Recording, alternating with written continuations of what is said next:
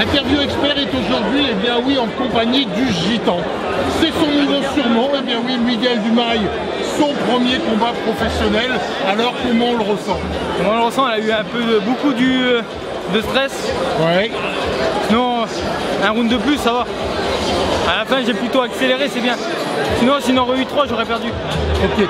Je pense que dès le départ, vous avez essayé de prendre votre position sur le ring. Ouais, c'est ça. Pour arriver, parce que face à vous, vous aviez effectivement quelqu'un qui a énormément de victoires. Ouais. Et pour votre combat professionnel, on peut considérer pratiquement que c'est un exploit. C'est un exploit parce que je me suis entraîné durement avec Geoffrey Jacob. Oui. Avec mes sparring partners de Arras. Rodrigue, je vous remercie.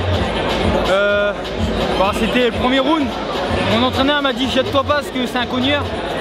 Ces gars-là, ils cognent au premier round. Jusqu'au dernier round, il n'a pas lâché. Il était un peu mort, j'ai réussi à remonter mon cap. Il y a un moment, vous êtes pratiquement jeté dessus comme sur un sac de frappe. Ah, ça m'a énervé parce que je prenais des coups et j'en remettais pas assez. Alors je me suis jeté, j'ai allé, ça passe ou ça casse. Allez, je me lance.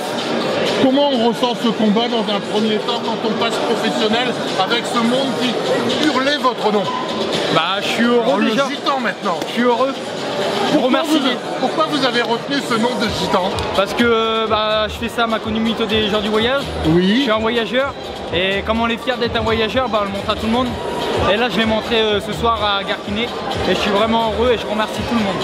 Voilà, donc effectivement pour une première professionnelle, dans un premier temps, c'est un aboutissement, sachant que dès le départ, on vous avait pas donné quelqu'un de relativement facile. Ah, c'était pas quelqu'un de faible, c'était quelqu'un de coriace, hein. J'étais constamment là. Miguel, merci beaucoup, bravo, effectivement, un certain nombre de personnes viennent autour de vous pour vous féliciter.